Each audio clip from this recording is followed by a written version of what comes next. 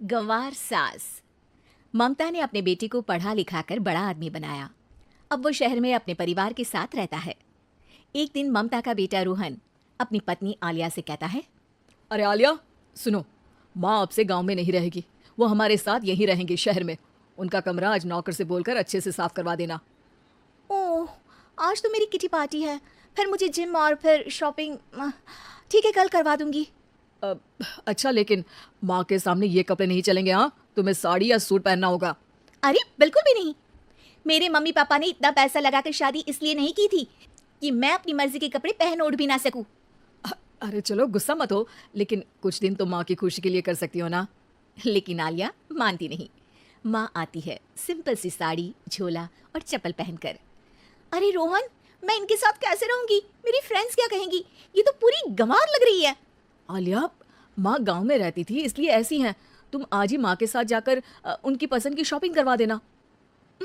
इनके साथ घर के अंदर रहना मुश्किल है, बाहर तो मैं कभी भी ना जाऊं। रोहन को आलिया पर गुस्सा आ जाता है। माँ, ओ माँ। हाँ बेटा। वो माँ को ले जाने के लिए उनका हाथ पकड़ता है कि अरे माँ, तेरे हाथ अभी तक इतने कड़े हैं, तूने इसका कोई इलाज नहीं किया? अरे बेटा, इसका कोई इलाज नहीं। वैसे भी मुझे कोई शर्म नहीं कि मेरे हाथ मुलायम नहीं है, क्योंकि इन्हीं हाथों से मेहनत कर मैंने तुझे बनाया है बेटा। अगले दिन। माँ, मैं ऑफिस जा रहा हूँ, कुछ लाना हो तो आलिया को बोलकर फ़ोन करवा देना। रोहन के जाने के बाद, आप ना आज कमरे में ही रहिएगा, घर में पार्टी है, मेरी सहेलियां आ रही हैं, मैं उन लोगों के सामने आपको नहीं ला सकती हूँ। ठीक है बहू, लेकिन तुम कहो तो मैं कुछ खाने को बना दूँ तुम लोगों की पार्टी के लिए। वो लोग सिर्फ कॉन्टिनेंटल या थाई फूड ही खाते हैं।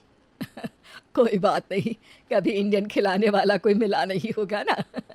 मैं बनाकर कमरे में चली जाऊंगी। जैसे आपकी मर्जी। आलिया के घर उसकी दोस्त आती हैं, पार्टी होती है। अरे वाह आलिया, ये क्या है खाने में? बड़ा ही स्वादिष्ट है यार, इसकी रेसिपी मुझे चाहिए। हाँ, और ये दाल, ओ माय गॉड, मैंने तो किसी 5 स्टार में भी ऐसी दाल नहीं खाई है यार। तू कुक को यहाँ बुलाना।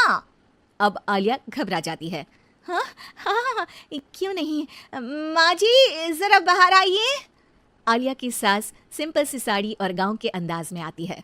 अरे बहू, क्या हुआ? खाना पसंद नहीं आया क्या? बहू? अरे ये गांव से दिखने वाली औरत तुम्हें बहू क्यों बोल रही है? कौन है ये? वो हमारी नई नौकरानी है।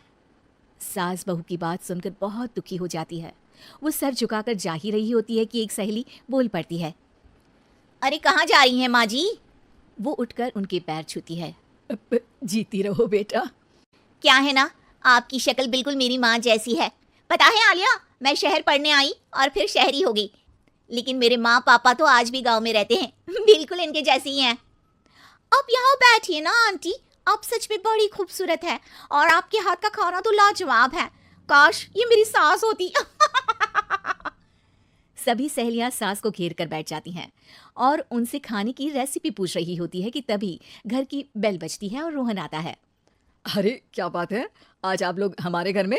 और ये लोग तो मुझे आलिया से ज्यादा माँ की सहेलियां लग रही हैं। क्या ये आपकी माँ है?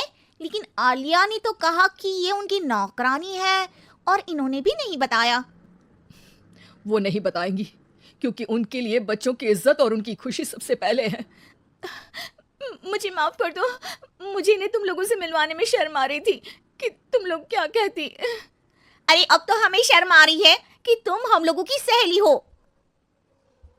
हाँ, जो माँ जैसी सास को नौकरानी बोले वो हमारी सहेली नहीं हो सकती। ये बोलकर सभी वहां से जाने लगती है कि सास बोलती है। आलिया की तरफ से मैं तुम लोगों से माफी मांगती हूँ।